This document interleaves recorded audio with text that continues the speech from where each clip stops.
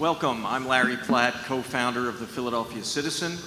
Welcome to our second Ultimate Job Interview session. So shout out to you guys for coming out on a cold, rainy night to practice the art of citizenship. This election cycle, there will be no shortage of issues-related forums and media horse race coverage. We're trying something different. We're engaging experts in the job interview process to dive deep into the character traits and qualifications for the leadership position of the $6 billion corporation that is Philadelphia. And we want to do this with you. We've crowdsourced an actual job description for mayor with responses from, I believe, 46 of our city's 48 zip codes. So we had citizens collaborate on coming up with this job description, and you can check it out through the QR code on the cards you've been given. And if you want to ask a question tonight, write it on that card, and you'll pass it to the center, and the citizen team will be picking those up when we get near the end. We'll reserve the last 15 minutes. The other thing, just a little housekeeping, if you like what you see tonight, join us for future events with the other candidates. February 7th will be Alan Dom and Rebecca Reinhardt. February 21st, Helen Gim and Sherelle Parker. Before we get to tonight's candidate, grocer and philanthropist Jeff Brown, a big shout out to our sponsors, Every Voice, Every Vote, a wonderfully innovative collaborative project managed by the Lenfest Institute for Journalism, and Diversified Search Group, the nation's oldest woman-founded and woman-run executive search firm, founded by force of nature Judy von Seldenik. If I've long said if we could ever get her to run for mayor, none of this stuff would be necessary. And I want to point out our host, the Fitler Club here, one of our city's crown jewels. And finally, our partners at WURD Radio, the state's only black-owned talk radio station, one of only 3 left in the country. Sarah Lomax-Reese is here tonight. WURD is celebrating its 20th birthday this year, and WURD is broadcasting live tonight, and through the series, they also are a city jewel. Yeah. Now to our panel of questioners. Interviewer 1 is Ken Hirschman, Managing Director of the aforementioned Diversified Search Group. Interviewer 2, Dr. Keith Liepart, founder of Philanthropy, a wonderfully innovative way to fuel and amp up philanthropy at the lives of average citizens. If you don't know it, check it out. And former Mayor Michael Nutter, with whom we're proudly producing a pretty cool podcast, if you haven't listened to it, called How to Really Run a City. It's featuring the mayor and former Atlanta Mayor Kasim Reed. Check it out wherever you get your podcasts. The way this will work is everyone will get 13 minutes of questioning before we get to your job interview questions, and we'll do. I'll shout out when we do the card collections. So let's get to it. Let's get to our first questioner, Ken Hirschman. Good evening, everybody. Hello, Jeff. This evening, on behalf of Diversified Search, we'd like to thank you for allowing us to participate in this important event. And our questions are going to focus on leadership and management. So first question, Jeff. The city of Philadelphia is a large, complex entity with many external constituents, with over 25,000 employees, as we've heard, spread over 50 departments. It's quite an enterprise. Please describe your leadership style and which specific experiences you would draw from to lead an organization of this size with this level of complexity. So let me start out and talk about some of my experience. My grocery business, the grocery business I founded, ShopRite, we have 2,300 employees, mostly unionized in the Philadelphia area. was a startup operation, and we grew to that. But what a lot of people don't know, I'm also an officer at Wakefern Food Corporation, and that business has 80,000 employees. And it must have 50 or 75 union contracts, and it's an incredibly complex and global business. And so I have quite a bit of experience in running a very large, complex, and unionized business.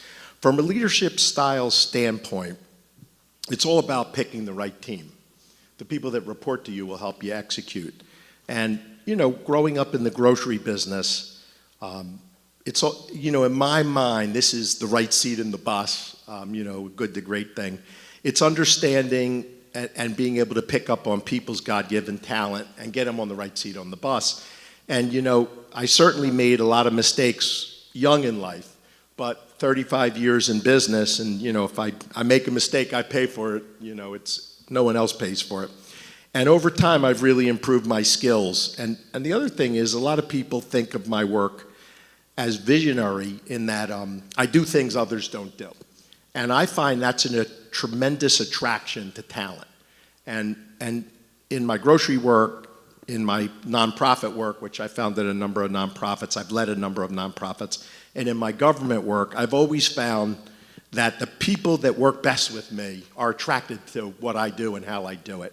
And basically, I try to get the right person for the job. I like to be kept informed. If a person's doing well, I let them do their job. If a person needs more support, I try to be there to help them. That's my management style. Good, thank you. As a follow-up to that question, organizations of this size, and certainly the city of Philadelphia, has multiple conflicting priorities. Many, many things that people across the city would like to see take place first, second, third. How would you, as the mayor of our city, establish a prioritization of what matters most to the people of Philadelphia? Well, to start out with, my grocery business, even the nonprofit work we do, incredibly low margin, high pressure, and constrained, in which we have conflicting priorities. And it's kind of it's kind of a skill set I think I've built up in dealing with that. In the city, and I've been all over the city, I've talked to all kinds of people. I don't know if there's two of us that agree, and sometimes in a conversation with one person, they don't agree at the end of the conversation with where they started. And I think the way to manage this is I'm going to have 3 really important platform items that I think are absolutely critical to our success. And the way I measure things, is this helping deliver results in my 3 platform items? And if it's not going to be a priority. And if it is, if it's potent and important to delivering progress for our citizens, it's going to be a high priority, and I'm going to work my way through it to get it done. That's an excellent answer. Excellent answer. With respect to what you do today, can you give us one example of a priority you established with your organization, and what were the results, and maybe even what some of the challenges were? So when we moved from like a regular suburban grocer, and we decided we wanted to tackle food deserts, we realized that one of the reasons grocery businesses failed, they had a mission that wasn't aligned with the community. And so, to make a long story short, spending time with customers, being in town hall meetings with them, understanding what my future customers would want, caused us to radically change our mission. And we had a mission to bring joy to the lives of the people we serve. And we built a strategy around accomplishing that with 4 pillars. And it was a lot different than where we started. And you know, it was interesting, some of my team did not buy into it. We had some people leave saying, it makes no sense, I'm not doing it. But we attracted an incredible amount of new people that are like, I would love a chance to try to make that work. And in doing that, we had to get rid of things we did that didn't make sense. For example, when we serve very diverse customers, the sort of standard low-cost system of every store exactly the same, that saves money. But that's not good for diverse communities because every store needs to be different. And so what I really needed were mini entrepreneurs or intrapreneurs. And so what we actually did to pay for our strategy is we eliminated a whole layer of middle management that's very common in the grocery business, and we paid more to people in the stores they're more entrepreneurial. They run their own businesses. And we changed the whole way we ran the business. That's prioritizing one thing, deprioritizing something else, and it ended up being a miracle as far as results. It's fantastic. Typical question we would ask is, can you reference one point of impact that you think you had on the communities you served with respect to that strategy? Yeah, so there's a lot of ones that I really take pride in, but the biggest one is I was in West Philly. We were opening a new store, 52nd and Jefferson. I happened to be working with Michael Nutter, was the mayor at the time.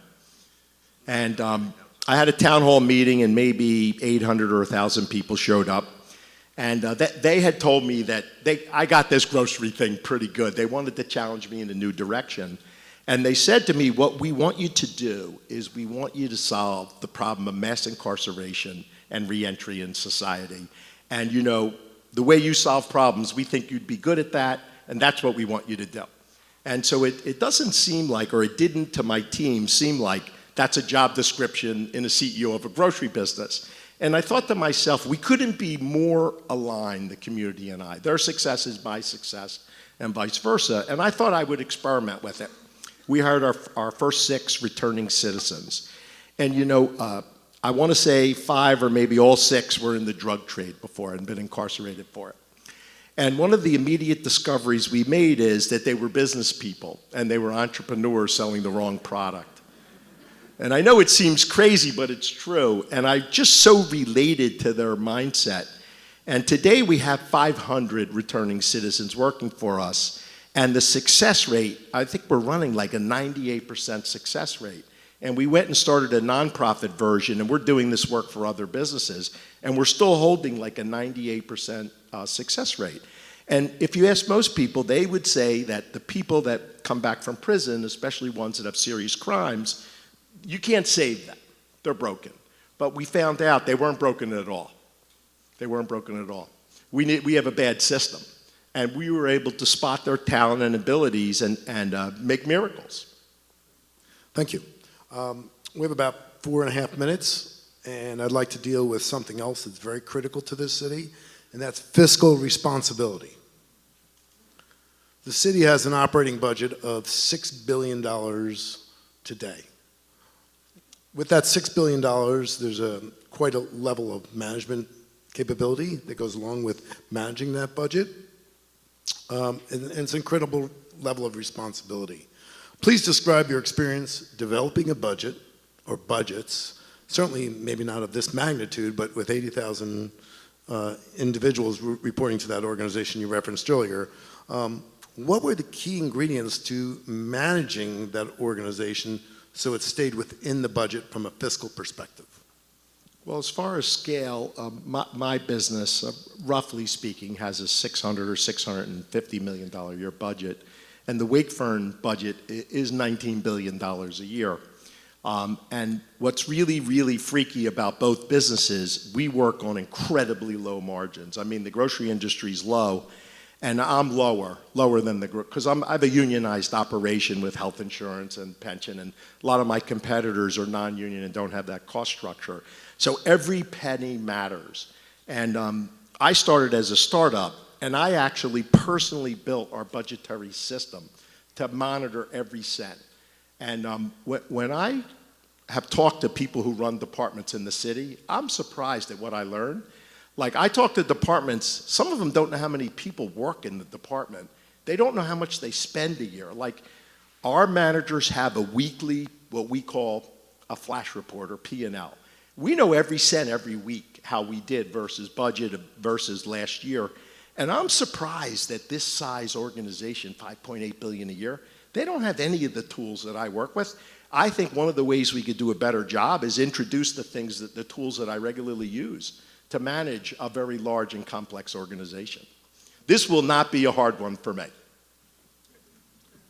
As you know, cities like Philadelphia experience changes. They express, problems. There are challenges that arise.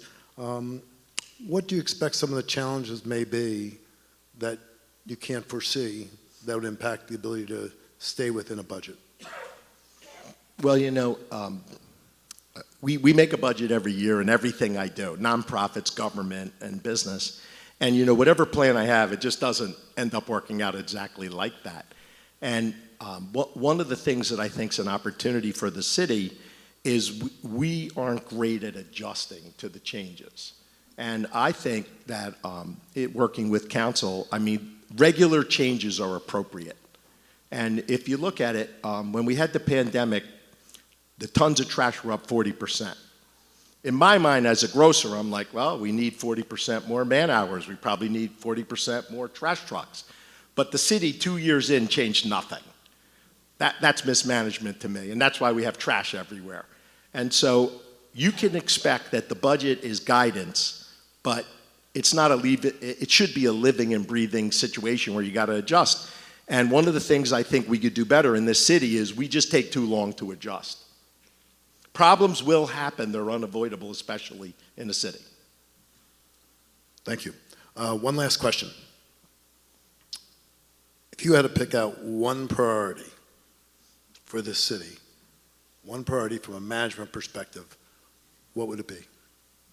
Well, I think our biggest problem is a growing structural poverty that has grown every year for like 50 years. And we have a system that is just producing more impoverished people every year.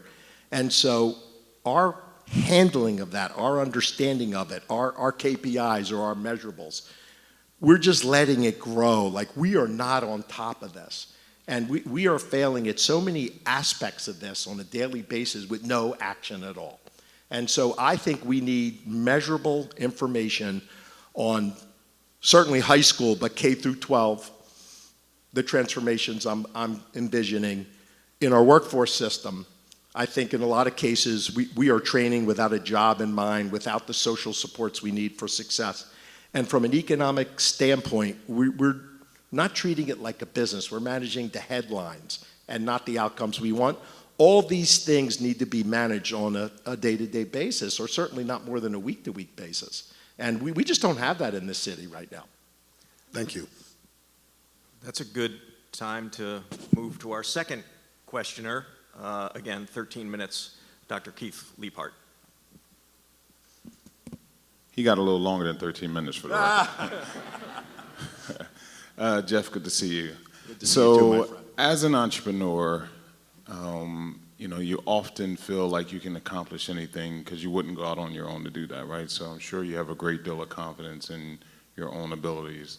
But the reality is that none of us, we all have our own strengths and weaknesses. And, you know, the best leaders, the best entrepreneurs, you know their strengths, know their weaknesses, and they essentially, you know, find people who complement them and build a team around them. So my first question is a more traditional question. What do you see as some of your biggest strengths, but more importantly, your biggest weaknesses?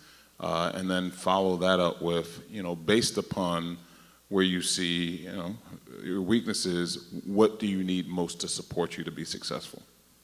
So I think my biggest strength historically is I jump out of bed in the morning. I am very enthusiastic and I love people. I hug people all day long. And a lot of the problems that you have, to some extent we sabotage ourselves. Maybe we get a little down or a little frustrated. And I found I can bring people up and get results and help people achieve things they never thought they could achieve. And in the same token, I have management discipline to stay on course. The weakness part is I'm incredibly impatient. And this is a job that requires a lot of patience. I can do detailed managerial jobs, but I prefer to lead the managers who can do the performance reviews, make sure the trash is picked up. And so I tend to really like number two people that get excited about my vision but are good at the day-to-day blocking and tackling and keep me informed. Come to me when they need help, when they get stuck. I mean, that's how I thrive. I hate repetition, but repetition's necessary to run something like this city. And so I tend to build people around me that aren't comfortable in my space of innovation and dreaming of a better way and are comfortable executing what I've dreamt of.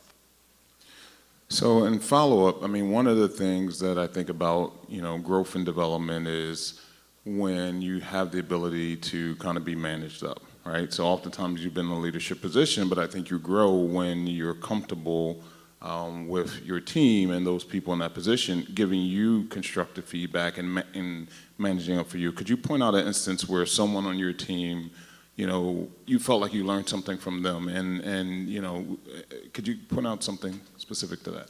Yeah, let me say listening and feedback is so critical to success. And I'm in the business that if any one of my employees make a mistake, if it rains, if it snows, if there's bird flu, I get blamed for everything. And if you saw the amount of feedback I get a day, you would think it's inhuman. And I love it. I take it and I manage to solve people's problems. And so I'm not thin-skinned. I get a lot of feedback. And one of the things that I have found really enhances my performance is when I let people manage up. And you will find that the people that work for me have no problem telling me that I'm wrong. And I hear it a lot and we discuss it. And a lot of times when I listen to the discussion, it comes clear to me that they're right, or clear to me that they're thinking small and I need to push them.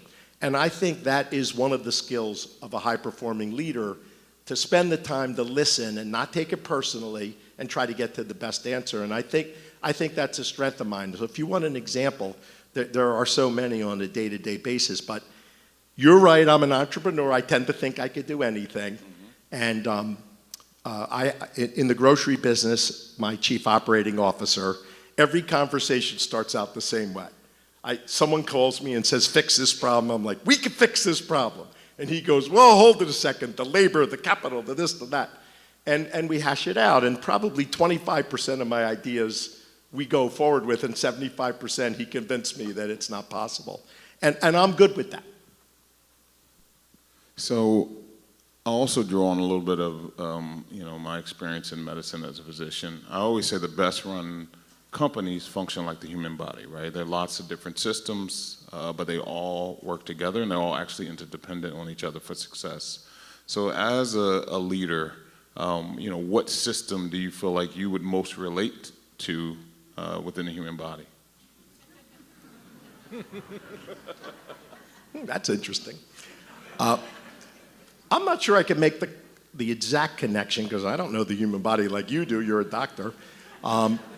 But let me say this. When I was a young manager, the people that reported to me were fighting all the time. That would be like, I guess, like a foreign object in your body and the immune system. That's your immune system, for sure. And I'm like, there's something wrong with my people. They're fighting all the time. And I hired a consultant to come in and take a look at my people. What's wrong with them? They're fighting all the time. And, the consultant said, well, we don't need to interview the people. Let me start out by interviewing you. Because when you have ultra-competitive people fighting, it's usually the leader screwing up. And it looks like you're probably screwing up. And in a short conversation, he said, you've created a competitive environment where you're not inspiring teamwork, you're inspiring competition. And you're not going to succeed that way. Which, was tough to take as a young manager, but it was transformative to my performance because I had to make changes in the way I do things. Not to create competition among the people that report to me, but teamwork. So I'm rewarding when they work together to succeed, not when they outshine each other. And I think that was the biggest learning experience for accelerating my progress. So I'll add on a little bit here. Philadelphia, we all talk about is the original city, the original startup, right? And ultimately, as a CEO, you're going to essentially have to sell the city to multiple constituencies, right? To the citizens of Philadelphia, to people who want to make investments here, to businesses. And so give me your kind of sales pitch for the city of Philadelphia that speaks to both the citizens, speaks to the business community that's making investments, as well as those who are outside the city on why they should be here. So I think we all know things aren't going well. I don't think I need to belabor that, but I don't think there's any constituent in the city that things are going well. But you're selling right now. I need you selling. Oh, I'm going to get to that. And what's good about that, there's a good side to that. We got a burning platform. And the best way to make change is a burning platform. And I think part of the problem with big change is nobody explains to the citizens what the benefit is or what the vision is. So each individual item in the plan will be objectionable to lots of people. But what's in it for them? What kind of city could we be if we were able to do it? And I think it starts out kind of like I had it in my business when I wanted everyone to change the mission to something different. I have to lay it out. I have to lay out, this is the city we want to become. It will benefit all of us, and all of us will make some sort of investment or sacrifice to get us there. And I have found that that could work if it's worth it. If the vision I lay out is worth it to our citizens, I think I'll get buy-in, and we'll have to make some compromises also to get us there. So part of that is specifically, what is the vision of the city 4 years from now, from your perspective? My perspective, there's 3 crises that need to be addressed, and I think all of us want them to be addressed. I don't think there's anyone that would be against it. One is our systems are producing too many structurally impoverished families that it keeps on growing and we keep on getting worse off. The second is we have a tremendous crime problem. So how our system to prevent crime is it's not working, and it's very bad, and people are losing their lives. I think we all agree that needs to be fixed.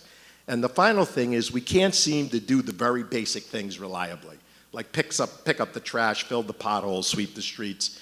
And that's the kind of stuff I did in my business on a regular basis. Those are my 3 priorities. I'm going to fight to get, to nail those 3 things. So you could see visible progress and every citizen can see it. So you use the term poverty, and it's a word that we often talk about as a poorest big city, but that is something that it's multifactorial, right? And specifically, what are the things that you want to address, what are the levers to change the poverty rate here in the city? So I think we have 3 systems that are failing us. K through 12 education, our workforce system, and how we do economic development. If I could touch on a couple points on each, and you could dig into it if you want to ask more questions. The biggest intervention I think we need in K through 12 education is we have a fairly good system for high academic achievers that plan to go to college. I mean, we have Masterman and Central and really good schools, district-run schools, charter schools that are world-class and compete.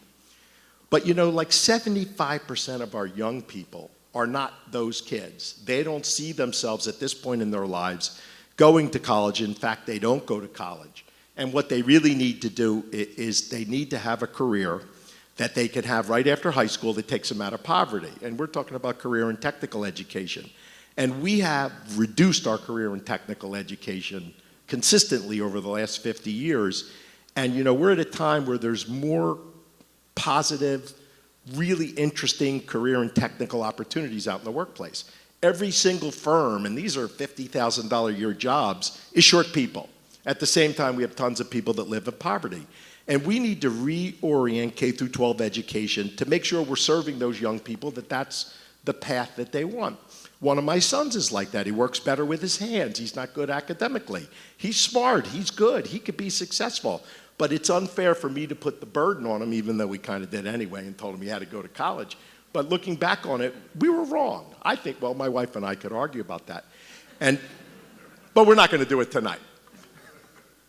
The truth of the matter is, we need to identify the opportunities by industry. We need to partner with companies.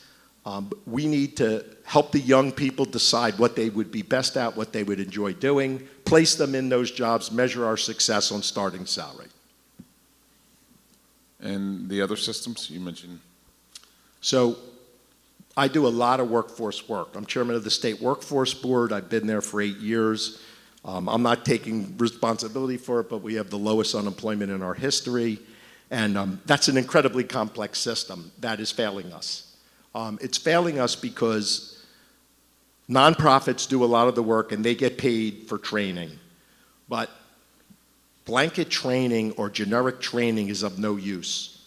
What we need to pay for is relationships with employers that tell us what they need. We need to train for the employers that we have a partnership with.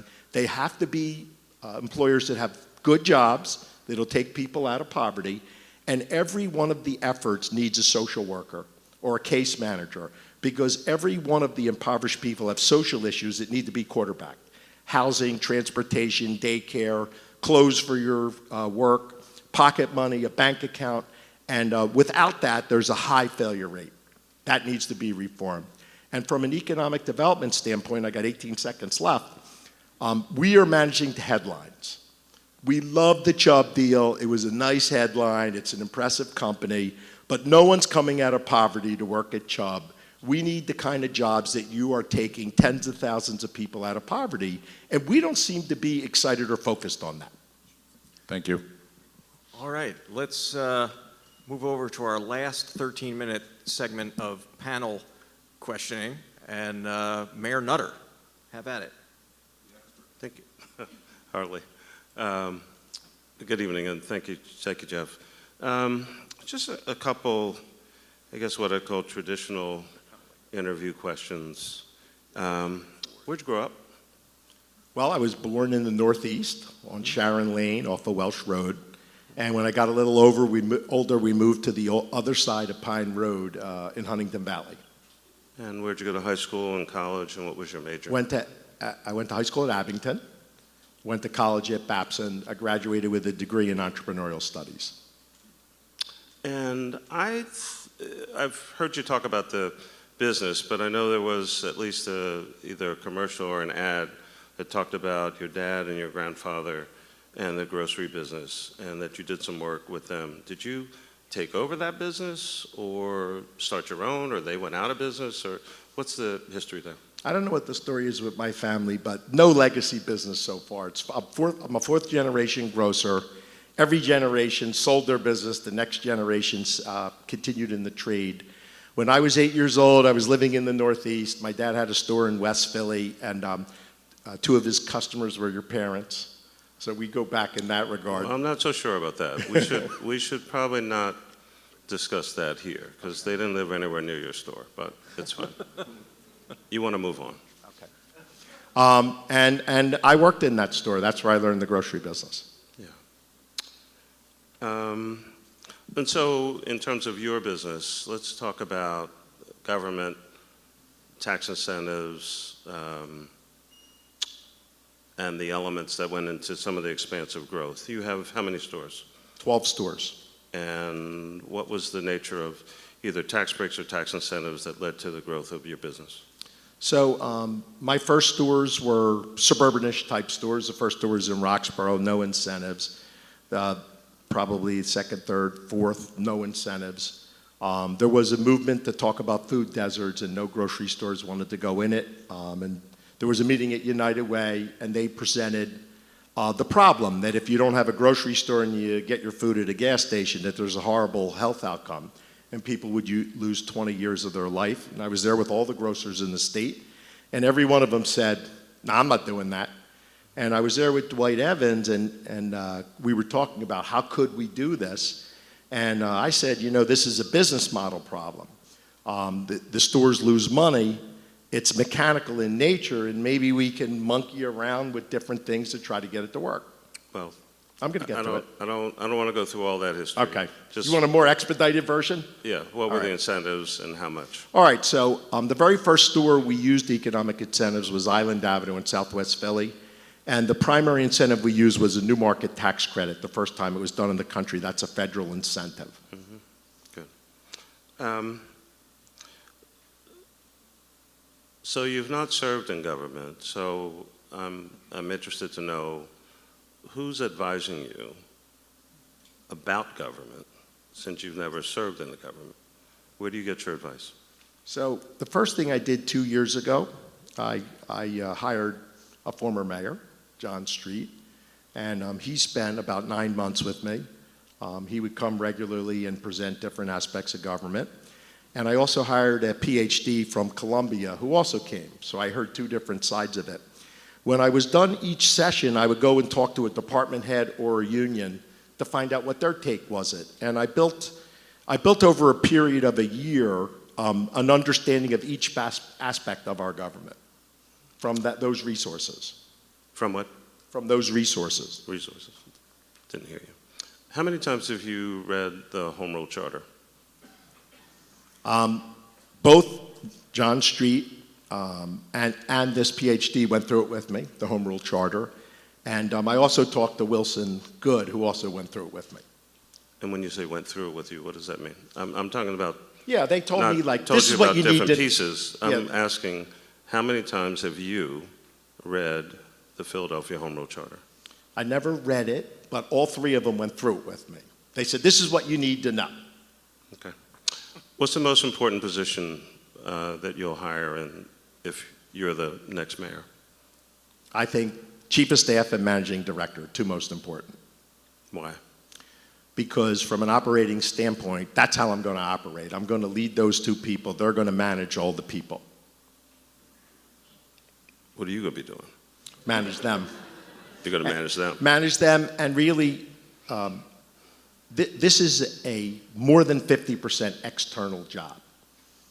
It's communicating with the citizens, it's communicating with council, with the unions, it's getting people to where you need them to get, to explain things and lead them to where we're going. And if you get too in the weeds, you won't be able to have enough time with the people. The people being the public employees or the citizens? The citizens, the unions, the employees. I mean, it's a cheerleader job. It's a visionary job. It's a little more than that. Excuse me? It's a little more than that.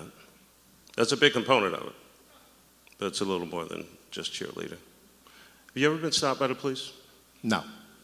Ever? Oh, ever? Yeah. Once in college, I was stopped because I got a new car, and you can have temporary plates in Pennsylvania, but not in Massachusetts, so I was stopped there. In Massachusetts? Yeah, in Massachusetts, yeah, where I went to school.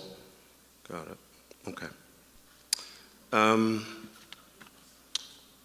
What's the sinking fund?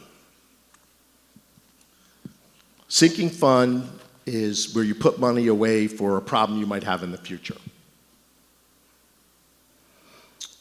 That's the rainy day fund. Sinking fund is for debt service. What's the administrative board do?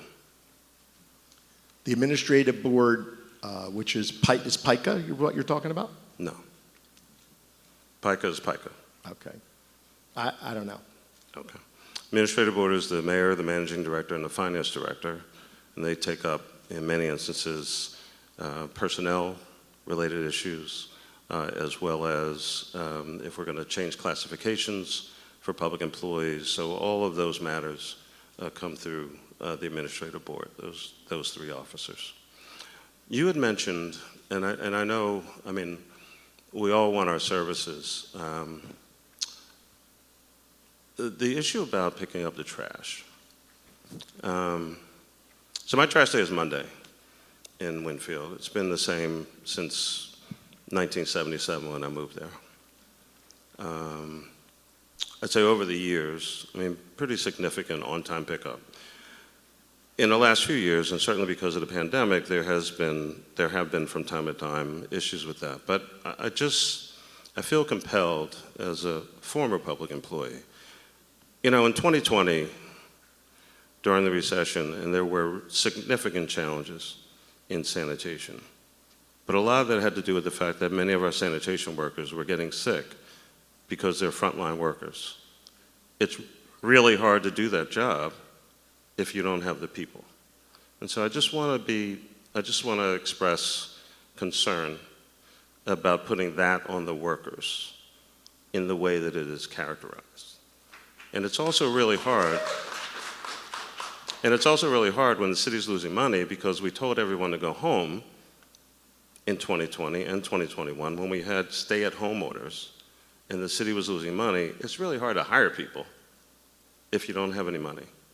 And they still have to go through the process. So just a cautionary note. Is that a question, or you're It's a making cautionary a note. statement? You can respond to it. I mean, Yeah, I wanna because you respond talk to about it. it all the time. First of all, let me say that the sanitation workers work or are members of DC 33 who endorsed me. I know that.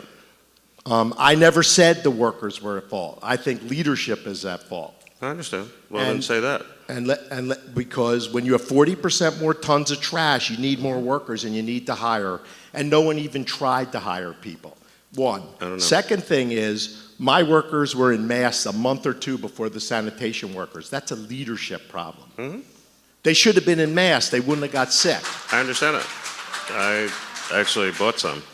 I'm only suggesting that in the public commentary, if we're continually talking about we need to pick up the trash, sometimes they can't pick up all the trash out there because they didn't have enough people, at least at the beginning. Leadership issue, you can take that up. That's what campaigns are for. It's been reported that you have indicated a concern about some, quote unquote, I'll use my language, not yours, bad legislation passed by City Council. What are some of those examples? So let's start out with, and I don't want to pick on the person who passed the legislation because that's not appropriate for here, but I think we overcorrected on criminal justice reform in some cases.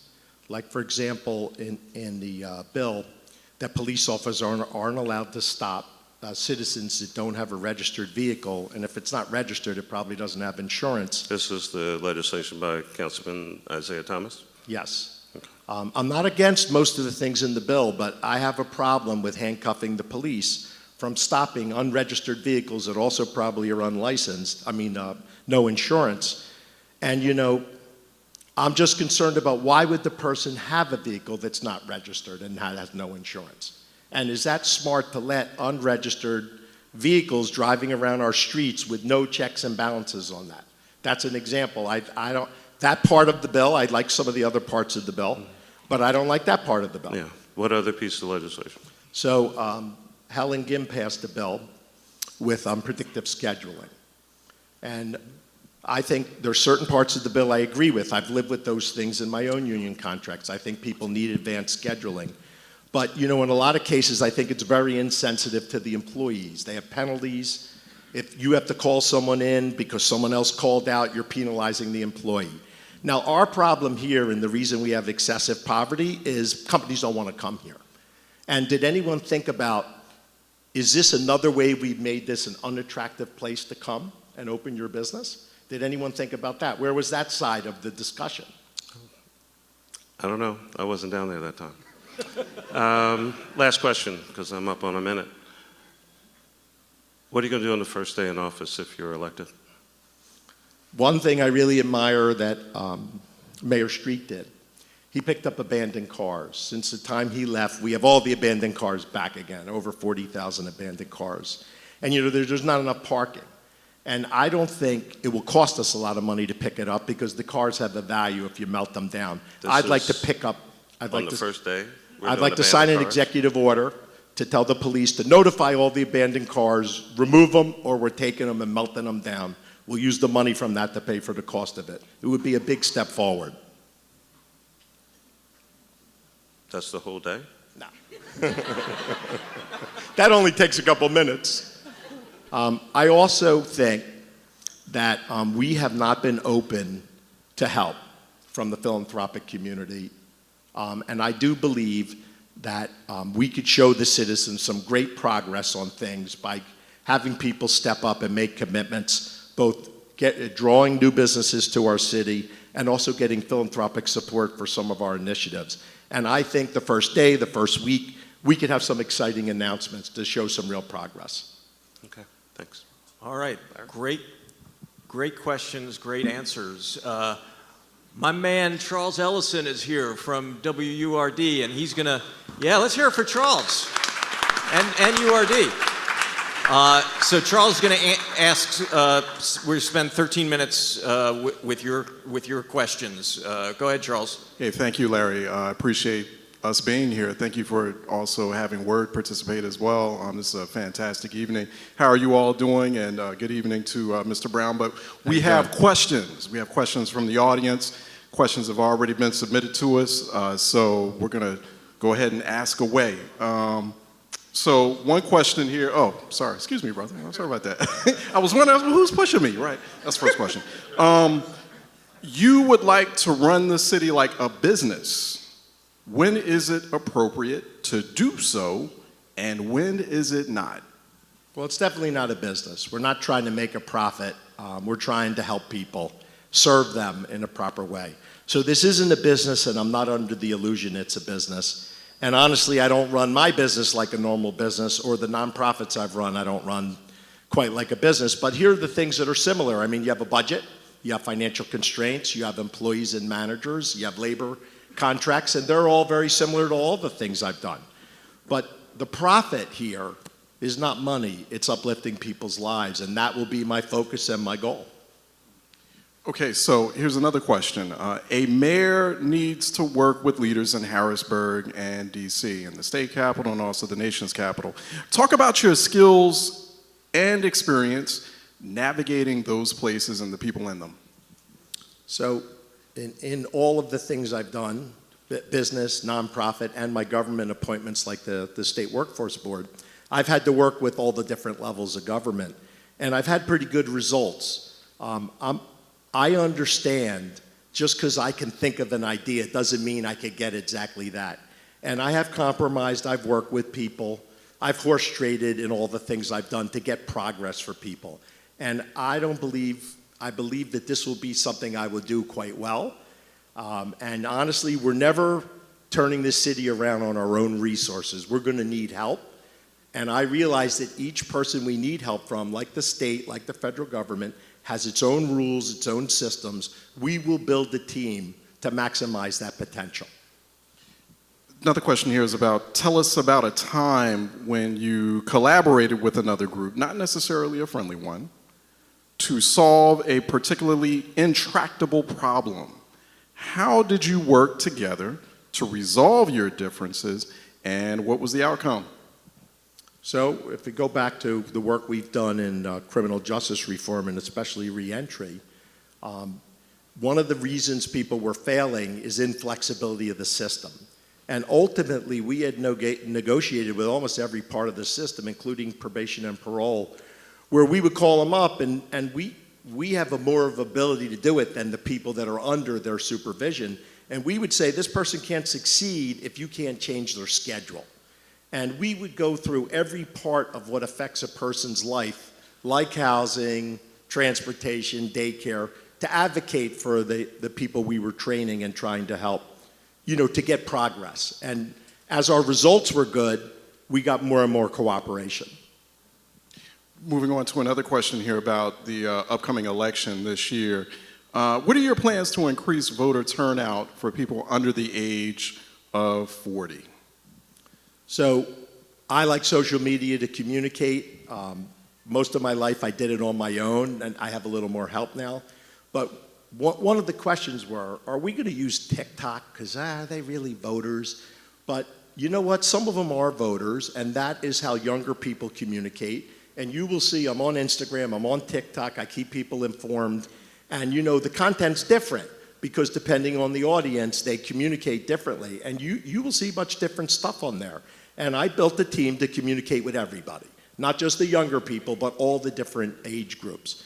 And I believe that's one of the ingredients to our success, is be able to communicate our plans and what we're trying to do and get buy-in.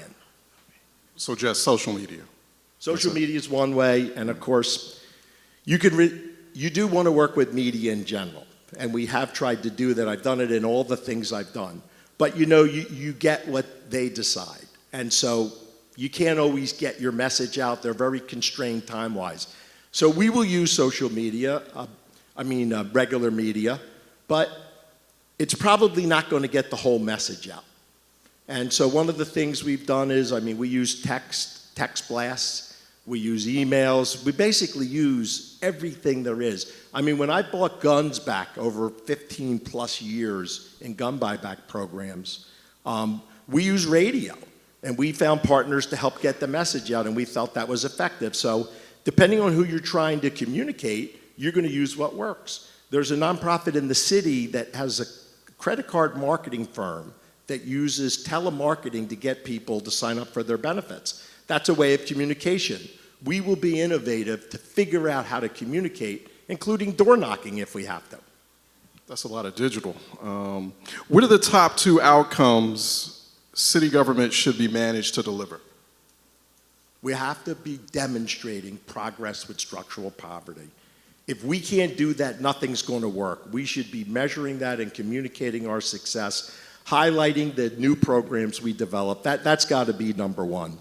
Number 2 is violence. We have a tremendous violence problem, and I think we need a lot more information about what we're trying to do, who we're working with, and what our progress is. The citizens need that like almost on a daily basis.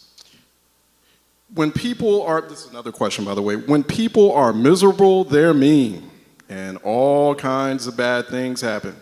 So what are your plans to improve the city's environment and climate, both physical and mental?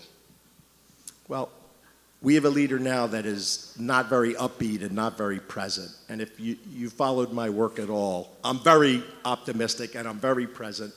And I hug everyone. And I will be in the neighborhoods hugging people and lifting them up. That's my style. And I'll be doing it through social media and every other communication system. And I think visible signs of progress will lift people's spirits. And you know, early successes will help people build confidence in the new administration. I'll be focused on that. You know, just a follow-up here, how much would you use proven evidence-based approaches to fixing Philly's violent crime problem versus strategies we keep using that we know don't work? You know, you have to go with evidence-based approaches, and cities have been through this before. And for example, Camden's gun violence is down. And I know they're a very small police force and they're different than us, but they did things that worked. And I think you have to look at what other cities are doing and look at who's succeeding. So the things that we're currently doing that are not working, we know that's not going to work. And so yes, you have to look at evidence-based approaches and adjust it for the culture in our city. Follow up to that, there's this growing movement of environmental groups and other organizations like North Philly Peace Park, Pennsylvania Horticultural Society that come to mind. They're pushing for a place-based strategy or an evidence-based environmental approach as a way to fix the city. How much would you center the environment as a core part of your agenda? Well, we have a very uneven environmental circumstance in our city. Like Center City has beautiful tree cover. The neighborhoods, a lot of them have no tree cover. Tree cover is an important element to advancing our environmental situation. You also will see that we have a nice carbon footprint reduction in more affluent sections of the city and almost none in less affluent. And so I think we have to make good environmental practices more broad in all the neighborhoods. And I do think that open space and tree cover and things of that nature will lift people's spirits up. It'll improve crime. And you know, we have a flooding problem. And you know, more open space, more tree cover can help us with that. So a lot of times, the place-based strategy really is what we need because neighborhoods need things that are different. And we can solve several problems in each strategy if you do them right. Has the violence problem in our city reached public health proportions? Would you call the violence crisis a public health emergency? Yes. This is a tremendous crisis, but the only thing is, this has been going on and it's been deteriorating. And so, yes, this is a tremendous crisis. So what accomplishments of yours makes you qualified to be the next mayor? What are those big highlights that you think people should know that make you qualified to be the next mayor? So think about some things. One thing is I operate a business in the neighborhoods, often some of the most violent neighborhoods. But you don't see that violence in my place of business. You don't see graffiti, you don't see broken stuff. And so that should give you an indication that I think I see something different than other people. When the place is right and people are treated respectfully, you will see a different outcome. That's one thing. The second thing, I react to problems. 15 or more years ago, I started working with community-based groups, anti-violence groups, and we've consistently over that 15 years have done goods for guns programs to try to get guns off the street. Now, that's not a complete answer, but it's action. It's doing something. And all along, I've been with the community trying to do things that would help. You know what, Charles, we're running low on time, and we want to get, so thank you. Great audience questions. Thank you.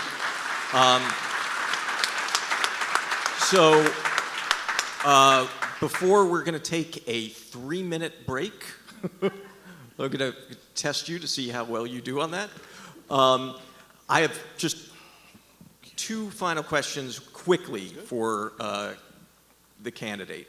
One is, and we're asking this of, and I gave you a heads up about this one, we're asking this of every candidate that goes through this process. Would you commit here and now to, if elected, come back with the same group, hopefully, for an annual performance review? I would love it. Everything I do in my life has quarterly or annually performance reviews, and I have to tell you, the pressure of knowing that's coming helps your performance. I think it's a great idea. And the only other thing that occurred to me, when Mayor Nutter asked you about the most important hires, you didn't say police commissioner, which I know, not to speak for Mayor Nutter, I know you think that's the most important hire, because we've talked about it. But I wanted to ask you, because you've, at the St. Joe's gun violence event, you seemed to call for the resignation or firing of Danielle Outlaw. And then sort of said, I agree with someone else. So do you have a straight policy on that? Yes. I think we're getting very bad results. And so let's be clear about that. And, you know, my sort of instinct is we made a bad hire. But I've never sat down and talked to her. I don't know what she has to say. And so as an employer that has employed many, many people, I've never fired someone in front of a public audience with media. I mean, I just think that's completely inappropriate. My hesitation at that time, and there was another time people asked me, is it's just so unfair to her to treat her that way without giving her a chance to explain her circumstances. And, you know, I think I have to hear her out. I have to hear every employee out. It would be completely managerially inappropriate any other way. Fair enough. Fair enough. Thank you. So let's take a really quick break, and then we're going to come back with former Councilwoman Maria Quinones Sanchez. Thank you all.